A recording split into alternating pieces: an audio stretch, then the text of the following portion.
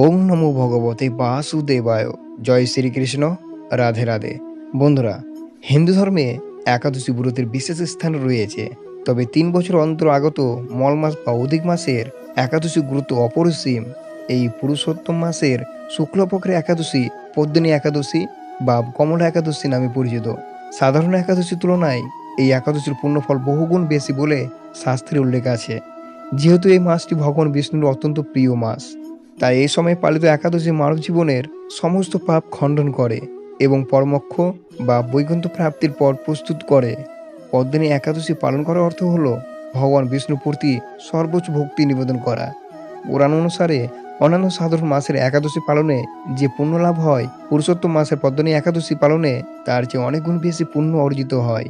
মনে করা হয় যে এই ব্রত নিষ্ঠার সঙ্গে পালন করলে বহু জন্মে সঞ্চিষ্ট পাপ বিনষ্ট হয়, জাগতিক সমস্ত মায়াবন্ধন ছিন্ন করে মৃত্যুর পর পরমধাম বা বৈকুণ্ঠ স্থান লাভ করা যায়। অশ্বমেধের মতো বড় যজ্ঞ করলে যে ফল পাওয়া যায়, কেবলমাত্র এই একাদশী ব্রত নিষ্ঠাভরে পালন করলে সেই একই পুণ্য লাভ হয়। এই ব্রত পালনের মাধ্যমে মন শান্ত হয় ও আত্মনিয়ন্ত্রণ বৃদ্ধি পায় এবং আধ্যাত্মিক চেতনা জাগ্রত হয়।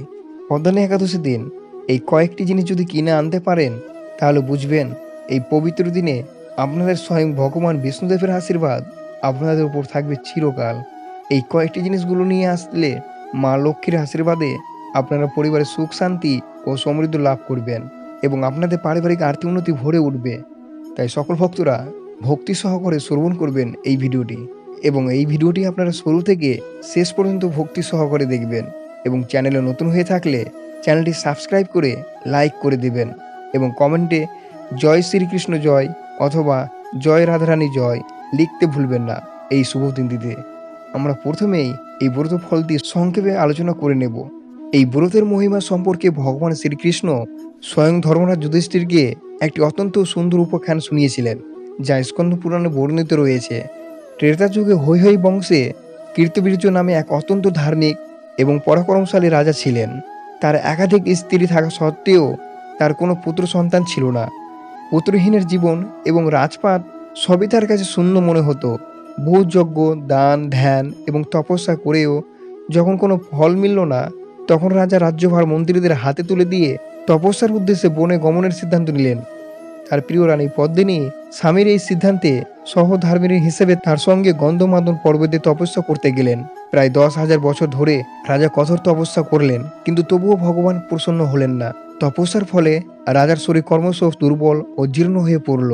স্বামীর এই অবস্থা দেখে রানী পদ্মিনী অত্যন্ত পীড়িত হলেন। তিনি মহিষী সতী অনসূয়া সর্পণ্যা হলেন এবং তার স্বামীর প্রাণ রক্ষার জন্য পুত্রলাভের উপায় জিজ্ঞাসা করলেন।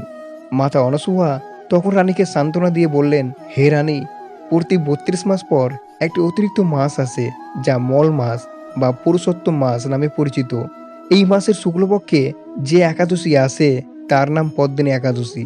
তুমি যদি নিষ্ঠা ভরে এই একাদশী ব্রত পালন করো এবং রাত্রি জাগরণ করে ভগবান বিষ্ণুর আরাধনা করো, তবে শ্রীহরির অবশ্যই প্রসন্ন হবেন এবং তোমার মনস্কামনা পূর্ণ করবেন।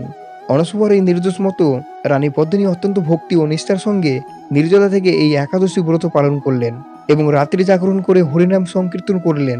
রানীর এই কঠোর ভক্তি ও ব্রতে প্রসন্ন হয়ে স্বয়ং ভগবান বিষ্ণু গরুর বাহনে আবির্ভূত হলেন এবং তাকে বর চাইতে বললেন।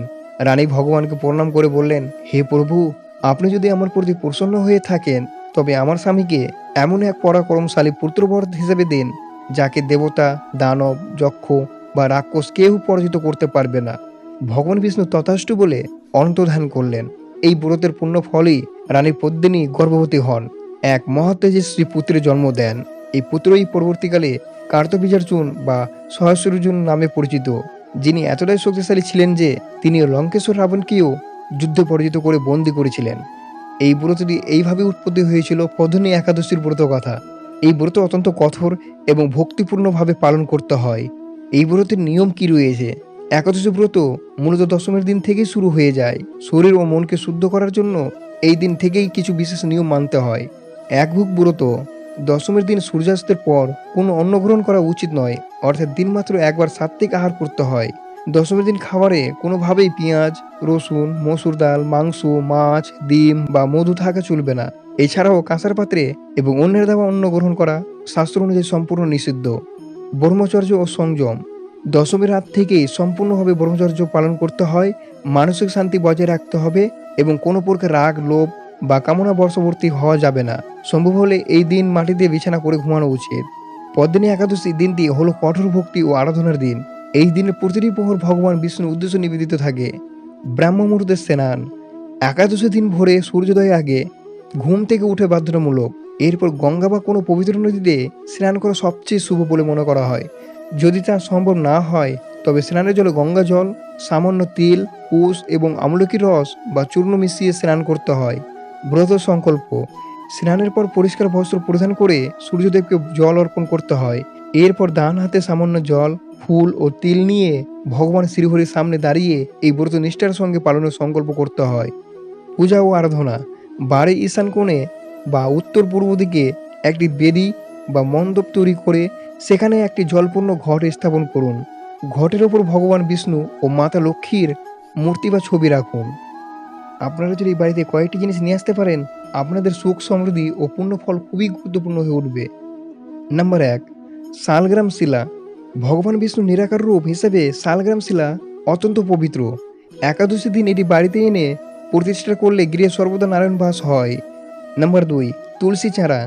একাদশী দিন তুলসী পাতা ছেঁড়া নিষিদ্ধ হলেও নার্সারি বা বাজার থেকে একটি নতুন তুলসী চারা কিনে এনে বাড়িতে লাগানো অত্যন্ত শুভ বলে মনে করা হয়। এটি গৃহের নেতিবাচক শক্তি দূর করে। নাম্বার ৩, দক্ষিণাবর্ত শঙ্খ। হিন্দু শাস্ত্রে দক্ষিণাবর্ত শঙ্খকে মাতা লক্ষ্মীর প্রতীক মনে করা হয়। পুরুষোত্তম মাসে এই শঙ্খ বাড়িতে আনলে আর্থিক সমৃদ্ধি ও সুখ শান্তি বৃদ্ধি পায়। নাম্বার ৪, পীতাম্বর বা হলুদ বস্ত্র। ভগবান শ্রীকৃষ্ণের অত্যন্ত প্রিয় রং হলুদ। পূজার সময় ভগবানকে নিবেদন করার জন্য বা নিজের পরার জন্য নতুন হলুদ বস্ত্র কেনা উচিত। এতে ভগবান খুব তুষ্ট হন। নাম্বার ৫, গোপীচন্দন বা অষ্টগন্ধা। ভগবান বিষ্ণু ও নিজের কপালে তিলক কাটার জন্য এই সুগন্ধি চন্দন কেনা অত্যন্ত ফলপ্রসূ। নাম্বার ৬, পদ্মবীজের মালা। পদ্মিনী বা কমলা একাদশীতে মাতা লক্ষ্মীর আশীর্বাদ পেতে পদ্মবীজের মালা বাড়িতে আনা এবং তা দিয়ে জপ করা বিশেষ শুভ বলে মনে করা হয়। নাম্বার ৭, বৈজন্তী মালা। এটি ভগবান শ্রীকৃষ্ণের অত্যন্ত প্রিয় একটি মালা। এই মালা বাড়িতে আনলে মন শান্ত হয় এবং ভক্তি বৃদ্ধি পায়। নাম্বার ৮, পবিত্র ধর্মগ্রন্থ। একাদশী দিন পড়ার জন্য শ্রীমদ্ ভাগবত গীতা, বিষ্ণু পুরাণ বা স্কন্দ পুরাণ বাড়িতে কিনে আনা এবং পাঠ করা উচিত।